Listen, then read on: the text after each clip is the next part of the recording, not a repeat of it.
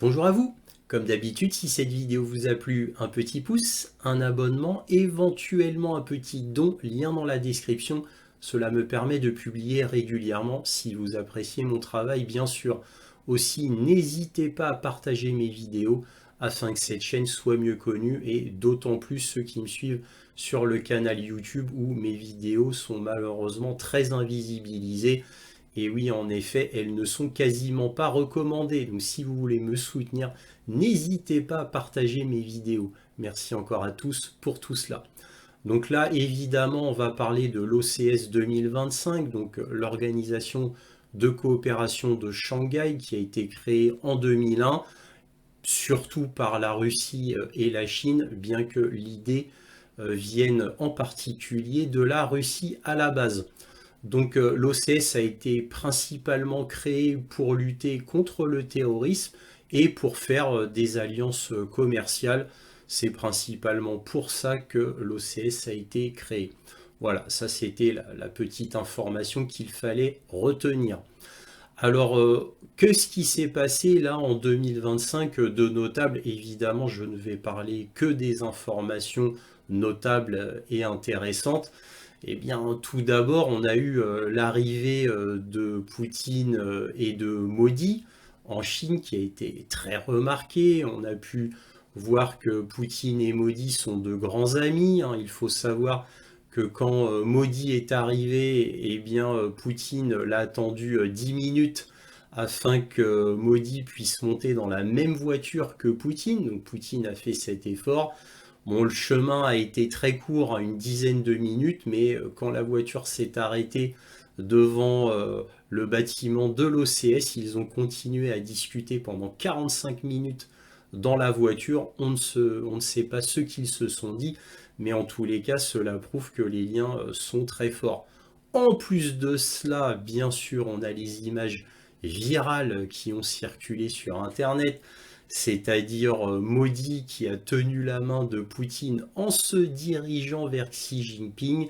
Et il y a eu un trio, ça a duré quelques minutes, et ce trio, avec des grands sourires, voire une franche rigolade de la part de Poutine et de Modi, tout ce tableau-là montrait une complicité très grande entre Modi et Poutine, bien entendu, mais aussi dans une moindre mesure avec Xi Jinping. Donc on sent, c'était vraiment le sentiment qu'on pouvait avoir en regardant tout cela, c'est déjà, bon, on va dire pour ce qui est de la montre, hein, du superficiel, tout du moins, mais c'est important pour des choses comme cela, des événements internationaux sous les caméras comme cela, c'est important de montrer que le trio eh bien, est vraiment uni. Voilà. Et en particulier, je le répète, de Modi et de Poutine qui ont montré une véritable amitié très sincère devant les caméras. Cela dit, rien de nouveau, ça fait très très très longtemps que Poutine et Modi sont de grands amis et tout le monde le sait en réalité. Voilà, donc ça c'était pour les petites particularités superficielles, hein, qui ne parlent pas des sujets de fond. Et pour finir sur ces particularités notables superficielles pour le spectacle, on a eu les deux seuls représentants de l'Occident qui sont arrivés en Chine, c'est-à-dire Alexander Vucic ainsi que Robert Fico. Donc les représentants de la Serbie respectivement et de la Slovaquie. Bien entendu, ces deux personnages s'entretiennent avec Xi Jinping, cela va de soi, mais ils étaient venus principalement pour le 3 septembre, hein, c'est-à-dire le grand événement, la grande parade du 80e anniversaire de la victoire de la Chine contre le Japon. Donc ils sont venus pour cela et bien évidemment Vladimir Poutine restera pour regarder cette parade avec Xi Jinping et les autres, hein. Il y aura aussi en invité remarquable pour cette parade, nous allons voir Kim Jong-un, donc le président de la Corée du Nord, bien évidemment, comme c'était déjà annoncé. Alors, qu'est-ce qu'il y a eu de notable? Et cette fois, on va parler du fond. Eh bien, on a eu un rapprochement, bien évidemment, comme tout le monde le sait, c'est l'événement international de Modi vers la Chine. C'est surtout ça qui est important. Alors, d'où vient ce revirement à 180 degrés de Modi vis-à-vis de la Chine, qui est, je le rappelle, un ennemi normalement de l'Inde, pour les raisons de frontières que vous connaissez tous, en particulier dans la région du Cachemire, mais pas que, il y a d'autres sujets préoccupants, saillants, qui font que l'Inde et la Chine sont des ennemis. Cela dit, l'Inde et la Chine sont des ennemis, mais ce sont des ennemis qui se respectent. Donc, disais-je, malgré que Modi et Xi Jinping soient des ennemis, eh bien, ils ont décidé d'enterrer la hache de guerre, bien évidemment concernant l'événement d'OCS 2025 du 1er septembre, bien entendu, mais cet enterrement de la hache de guerre, en fait, s'est fait déjà il y a plusieurs mois, il y a déjà un bon moment de cela. Il commençait en toile de fond à y avoir un rapprochement entre la Chine et l'Inde du fait de la pression constante des États-Unis qui a commencé déjà sous l'ère Biden. Et donc il y avait déjà des rapprochements qui se faisaient en toile de fond. Alors évidemment, quand Trump a exigé de Modi de ne plus acheter de pétrole russe parce que cela enrichissait la Russie, et donc il voulait dire par là que la Russie était un véritable ennemi des États-Unis, parce qu'en plus c'est ça qu'il faut comprendre, hein. En plein pourparler de paix entre les États-Unis et la Russie, on a Trump qui balance ça, qui veut dire un message à Vladimir Poutine, n'oublie pas, toi la Russie, t'es mon ennemi. Bon, je dis ça comme ça, hein, en plus. Donc évidemment, Modi étant Modi et l'Inde étant ce qu'elle est, une grande puissance, Modi a pas du tout aimé que Trump traite l'Inde comme un vassal servile. Trump a été évidemment heurté, vexé par le fait que l'Inde ait refusé platement sa soumission face à Donald Trump et ait continué à acheter du pétrole russe. Mieux encore, Modi a acheté encore plus de pétrole russe et a acheté encore plus de gaz russe, puisqu'il y a eu, juste après cette menace de Trump, dans les jours qui ont suivi, on a eu une grande réunion Inde-Russie pour signer des partenariats commerciaux qui se sont faits dans l'urgence, massivement, et surtout du côté militaire.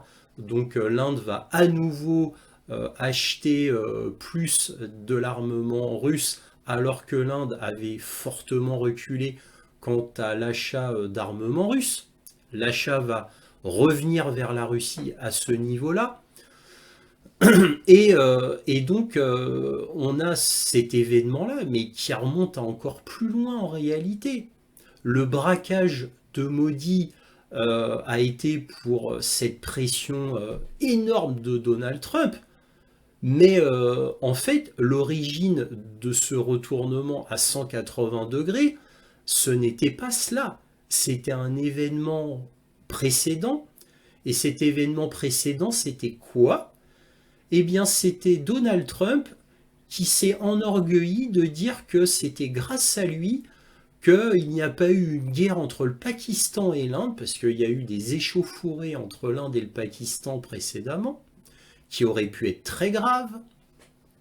Et donc Trump a dit, alors, vous voyez, moi j'ai arrêté une guerre entre le Pakistan et l'Inde, et une guerre qui aurait pu être nucléaire en plus. Donc grâce à moi, voilà, j'ai arrêté cette guerre entre l'Inde et le Pakistan. Je mérite donc le prix Nobel de la paix. Le Pakistan s'est empressé de dire, ah oui, c'est grâce à Donald Trump, et Donald Trump mérite le prix Nobel de la paix.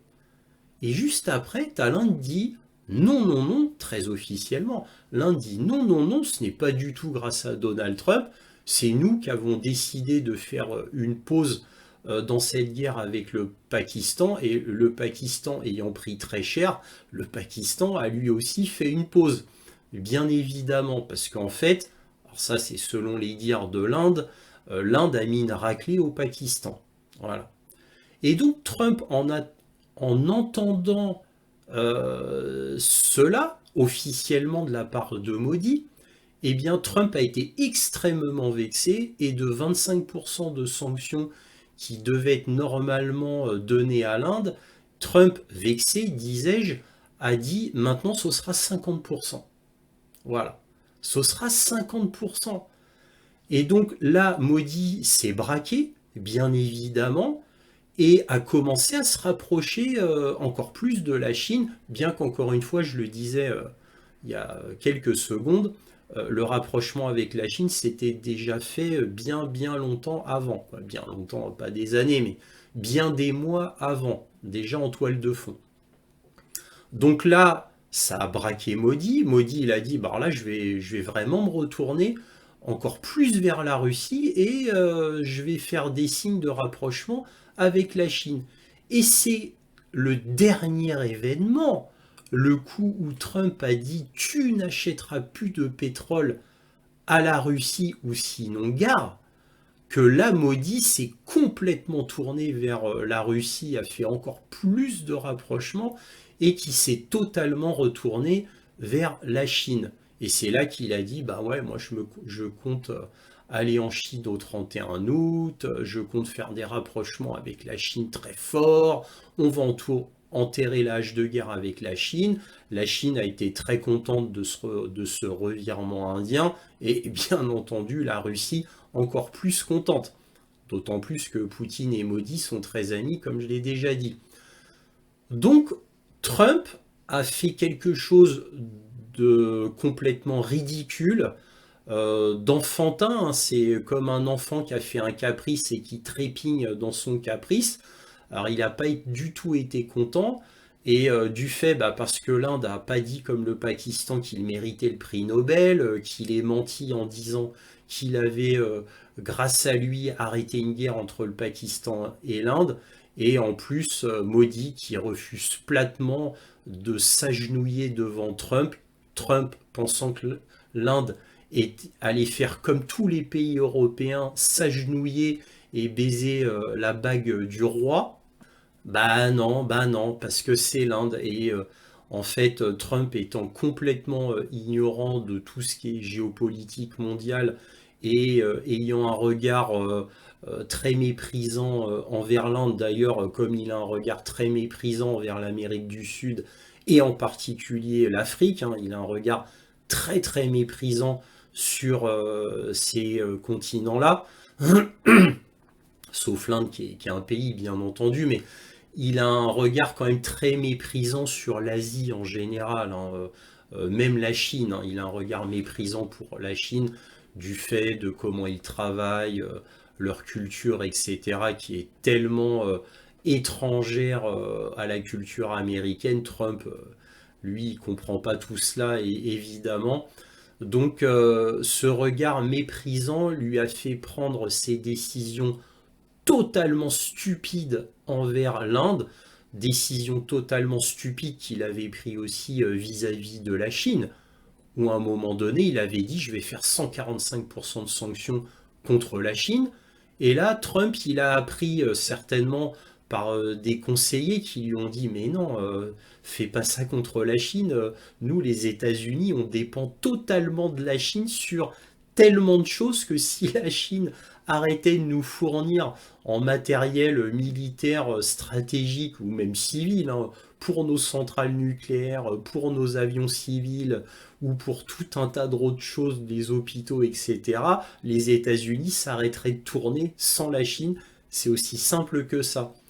Trump ayant appris le poids colossal et surtout la dépendance colossale des États-Unis envers la Chine, a fait un 180 degrés avec la Chine et là s'est calmé immédiatement et est devenu tout gentil envers Xi Jinping.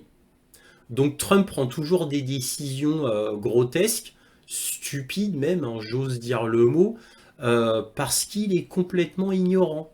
Et comme il est complètement ignorant de ce qui se passe dans le monde, et bien comme il ne connaît pas la géopolitique mondiale en profondeur, bien entendu, hein, Trump lui-même avait dit dans une chaîne télé qu'il se tenait au courant des affaires du monde uniquement en regardant Fox News.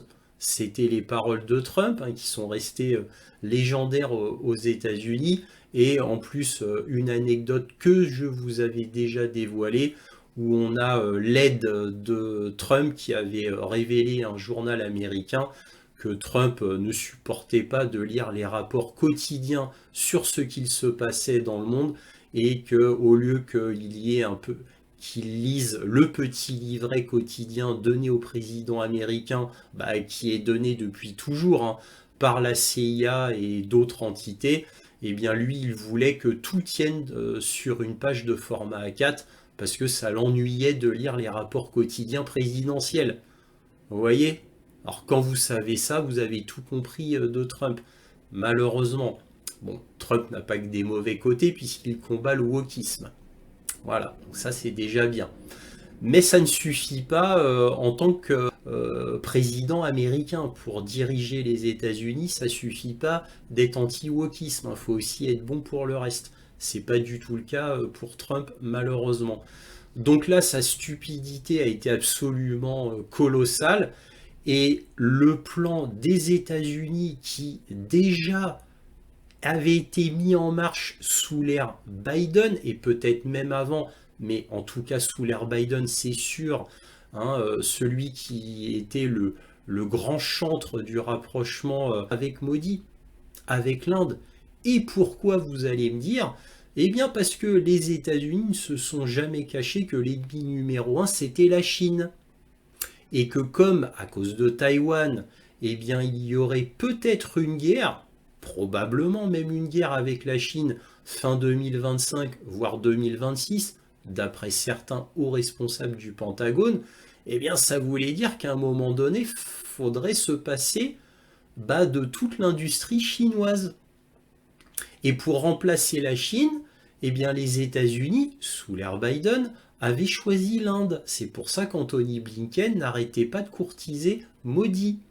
Voilà. Et ça avait continué sous l'ère Trump, puisque Trump avait vu Modi, il a dit oui, c'est mon grand ami, même si bon, c'est pas parfait quand même, hein, mais ça reste mon grand ami. Bon, évidemment, une hypocrisie totale de la part de Donald Trump, qui n'avait que mépris pour l'Inde. Et donc, le grand plan, l'énorme plan des États-Unis, qui était de remplacer la Chine par l'Inde en tant qu'usine des États-Unis, je dis pas usine du monde, mais usine des États-Unis, tout du moins pour l'après-guerre ou le pendant la guerre avec la Chine, hein, puisqu'il s'agit de se débarrasser de la Chine, bien évidemment. Ça, c'est le plan ultime des États-Unis, tout du moins du département de la défense des États-Unis. Et donc, Trump continuait ce rapprochement, sauf qu'il l'a fait à la méthode Trump, comme il le fait habituellement. Alors, les États-Unis font toujours cette méthode-là, hein, de diplomatie, c'est-à-dire tu obéis et tu t'écrases. Ça, je résume la diplomatie américaine depuis 1945. Tu obéis et tu t'écrases. En général, ça marche, puisque les États-Unis étant tellement puissants, étaient tellement puissants, que tout le monde s'écrasait, hein. Sauf que ça marche plus comme ça. Surtout que depuis l'avènement des BRICS, l'avènement de l'Inde, l'avènement de la Russie, l'avènement de la Chine, ça marche plus comme ça. Les États-Unis n'ont plus le monopole hégémonique de la puissance. C'est terminé, cette ère-là. Et Trump, lui, il est toujours dans les décennies passées. Il pense toujours que les États-Unis sont tout puissants et que les autres doivent obéir et mettre un genou à terre. Donc déjà, il forçait l'achat des F-35 auprès de Modi. Modi, il a dit non, ça va pas, c'est trop cher. Modi, il a plutôt acheté des Rafales. Bon, petite anecdote là-dessus, il y a eu un grand scandale en Inde. Évidemment, ce n'est pas dit dans les médias occidentaux, mais moi qui lis quelques journaux indiens comme First Post et WION, eh bien, il y a un grand scandale en Inde vis-à-vis de Modi, qui peut-être, éventuellement, on n'a pas de preuves, mais c'est ce que beaucoup de journaux indiens disent, que Modi aurait reçu des pots de vin de la France pour acheter des Rafales, puisque le prix des Rafales était un prix complètement faramineux, quasiment à un prix de F-35, incluant la maintenance, pour ne pas dire même plus cher que le F-35, en tout et pour tout, et que Modi les a quand même achetés, et ça a étonné tout le monde, dont le ministre de la Défense indien, qui était pas du tout pour cela, il était pour acheter d'autres avions, dont éventuellement des avions russes, et Modi a forcé pour acheter des Rafales, et ça a fait scandale en Inde. Mais bon, je ferme la parenthèse. Donc Trump a fait quelque chose d'absolument stupide, et résultat des courses, eh bien, il a obtenu tout à fait l'inverse du grand projet américain, c'est-à-dire de rapprocher l'Inde des États-Unis. Et maintenant, bah, Modi est devenu l'ennemi des États-Unis. Hein. Trump a pris en grippe l'Inde, et d'ailleurs, il a surenchéri Trump, puisque juste après cette petite guerre entre le Pakistan et l'Inde, bah, les États-Unis se sont mis du côté du Pakistan. Voilà, encore un énième événement qui a braqué Modi. Beaucoup, beaucoup celui-là. Donc Trump fait que des bêtises, hein, pour parler poliment. Il fait toujours l'inverse de ce qu'il faudrait faire et il obtient toujours le résultat inverse de ce qu'il veut. Regardez pour la guerre en Ukraine, et c'est pour parler avec Poutine. Voilà, ça a débouché sur quoi? Bah, sur une humiliation des États-Unis en réalité, hein, qui devait régler l'affaire de la guerre en Ukraine très rapidement selon Trump. Et au final, rien. Et puis bon, il y a très très forte chance qu'à la fin, au final, ça tourne tellement mal pour les pourparlers américains vis-à-vis de la Russie que ça va se finir par Trump qui va abandonner l'Ukraine. Très probablement, c'est le résultat qui va tomber. Bref, pour revenir à l'OCS, là je vous ai donné les explications du pourquoi, du comment, du rapprochement de Modi envers la Russie et la Chine, puisque c'est ça le grand événement de l'OCS, mais il y a eu d'autres petits événements notables. On a eu par exemple l'Arménie, hein, qui n'entrera pas dans l'OCS, alors que la Chine était tout à fait pour que l'Arménie entre dans l'OCS, et bien l'Inde a dit non. Voilà, c'est des petits événements comme ça qui se sont passés. Et bien évidemment, le sentiment global de tout cela, c'est que en réalité, l'Occident est bien isolé, que l'Union européenne est bien isolée, et surtout, on a le sentiment que OCS plus BRICS va former une entité énorme contre l'Occident, et avec une Union européenne totalement vassalisée à Donald Trump, donc aux États-Unis, ben évidemment, on va être, quoi, quand je dis on, l'Europe, la dernière roue du carrosse. Parce que bon, les États-Unis vont toujours s'en sortir. L'Inde et la Chine ne peuvent pas se débarrasser des États-Unis comme ça, puisque leur premier client, bah, ce sont quand même les États-Unis. C'est pour ça que voilà, l'Inde doit quand même faire un petit peu attention, même si elle fait de moins en moins attention, puisque les États-Unis ont été beaucoup trop loin contre l'Inde, beaucoup trop loin. Et la Chine en a marre, évidemment, de l'influence des États-Unis qui n'arrêtent pas d'essayer de faire des coups d'État un peu partout. On l'a vu en Géorgie, on l'a vu en Moldavie, on l'a vu en Roumanie, bien évidemment. Et là, on a encore l'État profond avec le National Endowment for Democracy et l'Open Society de George Soros, qui fait encore des siennes en Indonésie. Et donc, voilà, on essaye, quoi. L'Occident essaye de renverser le gouvernement indonésien qui se rapprochait bien trop de la Chine, de la Russie, etc., des BRICS en gros. Et donc là, l'Indonésie étant un pays très important, malgré tout, sur la scène internationale, dont la Russie et la Chine veulent vraiment se rapprocher, l'Indonésie était tout à fait d'accord, et donc ça n'a pas du tout plu à l'Occident, en particulier aux États-Unis. Donc ils ont fait marcher leurs sbires habituels, donc le NED et l'Open Society et bien d'autres ONG, bien entendu habituel pour saper le gouvernement indonésien. Mais bon, là je digresse un petit peu, mais la Chine en a vraiment marre de ces coups bas américains partout dans le monde, mais en particulier en Europe et en Asie. Hein. Bon, là je vous ai parlé de l'Indonésie, mais il y a Taïwan, bien évidemment. L'OCS a parlé de l'Ukraine, de Taïwan, de l'Indonésie, bien évidemment. Ce sont des sujets absolument incontournables.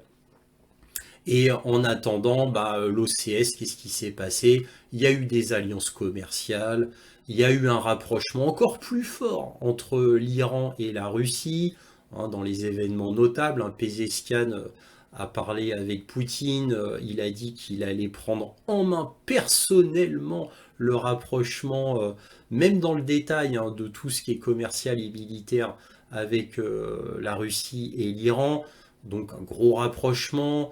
L'Azerbaïdjan est vu comme un petit peu comme un vilain petit canard au sein de l'OCS, parce que l'Azerbaïdjan est très influencé par l'Union européenne, par Israël, et oui, le Mossad est extrêmement présent en Azerbaïdjan, et certaines mauvaises langues, dont moi, bien sûr, hein, votre serviteur avait dit qu'il était possible que le Mossad soit intervenu dans le sabotage de l'avion présidentiel iranien qui avait causé la mort, entre guillemets, accidentelle du précédent président iranien. Et oui, étant donné, encore une fois, je le répète, que Israël est très lié avec l'Azerbaïdjan et que le Mossad est très très présent en Azerbaïdjan. Voilà. Donc aussi, c'est pour ça qu'entre l'Azerbaïdjan et la Russie, eh bien, il y a des frictions, même si ça reste un pays important pour la Russie quand même. Voilà, ça c'était les petits dessous de l'OCS.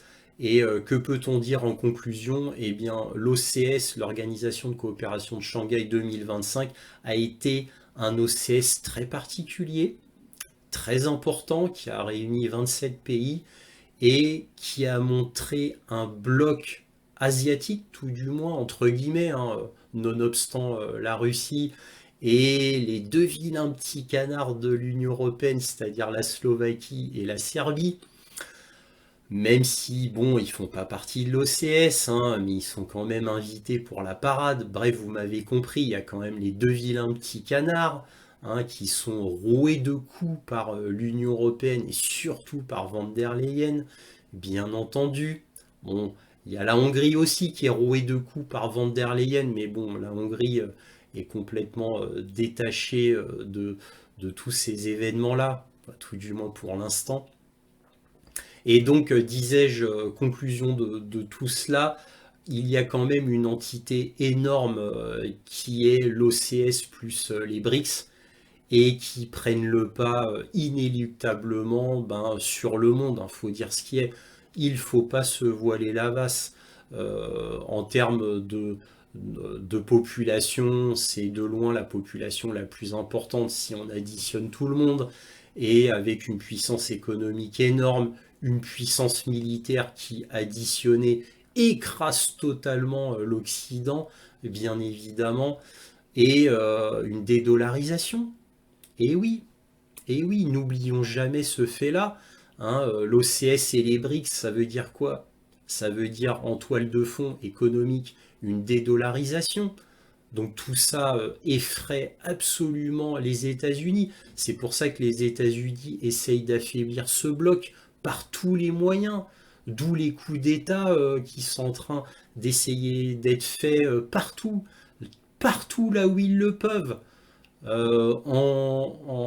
En Slovaquie avec l'assassinat manqué de Fico, même aux États-Unis lui-même, hein, avec Donald Trump par deux reprises, avec des bâtiments de guerre américains qui sont autour du Venezuela, hein, parce que évidemment Trump n'a pas lâché le Venezuela, parce qu'ils ont des réserves potentielles gigantesques en pétrole, le Venezuela, et Trump ne peut pas ignorer cela. C'est pour ça qu'il lâche pas le Venezuela. Et donc ces événements de brut, toujours initiés par les États-Unis, de par le monde, en permanence agace profondément les membres de l'OCS et des BRICS. Ils en ont marre de cette diplomatie de brute des États-Unis et puis même de l'Union européenne qui suit comme un toutou. Donc ils en ont marre. Donc tout cela les lie très fortement. Ils se serrent donc les coudes de plus en plus fort. Et Trump étant Trump, hein, il n'est pas vraiment brillant, hein, pourrait-on dire, eh bien Trump fait tout l'inverse de ce qu'il faudrait faire. Et il ne fait qu'enfoncer les États-Unis toujours plus. Et il ne fait que renforcer ses ennemis toujours plus. Trump est à l'image de l'Union européenne avec ses dirigeants complètement médiocres à la botte de l'État profond qui s'était dit, par exemple pour la guerre en Ukraine, faisons des sanctions à la Russie, vous verrez, on vous le promet la main sur le cœur, la Russie sera détruite de l'intérieur, nous allons détruire l'économie russe. Ça va nous permettre de gagner la guerre en 6 mois. Voilà, c'est ce que disait en gros Bruno Le Maire. Par exemple, mais bien d'autres encore, les grands médias le disaient aussi. Voilà l'Occident dans toute sa splendeur de médiocrité. Voilà. Et en attendant, bah, le reste du monde bouge et prend le pas sur l'Occident. Et inéluctablement, les BRICS prendront le pas sur tout. Hein. C'est inéluctable, bien évidemment, étant donné qu'on a un effondrement occidental dans l'Union européenne et en Amérique du Nord qui est à tous les niveaux, comme je ne cesse de vous le répéter dans mes vidéos depuis 1 an et demi. Il y a un effondrement occidental qui est absolument inéluctable avec aucun espoir sur le fond. Dans aucun pays occidental, il n'y a aucun espoir. Rien. Il n'y a rien qui montre que ça va se redresser. Au contraire, tout indique que nous allons nous enfoncer toujours plus de dictature dans le monde occidental, toujours plus de censure. Regardez le DSA de l'Union européenne, en prenant que cet exemple-là, avec des ministères de la vérité qui vont apparaître partout en Europe. Vous allez voir. Et oui, c'est inéluctable de toute manière. Bon, et j'arrête là parce que je commence à être beaucoup trop long. Voilà ce qu'on pouvait dire sur l'Organisation de coopération de Shanghai de 2025 avec comme pays hôte la Chine. Si cette vidéo vous a plu, un petit pouce, un abonnement, éventuellement un petit don, lien dans la description si vous appréciez mon travail. Aussi, n'hésitez pas à partager mes vidéos afin que cette chaîne soit mieux connue. J'ai vraiment besoin de votre soutien. Merci à tous pour tout cela. Et toujours, soyez curieux.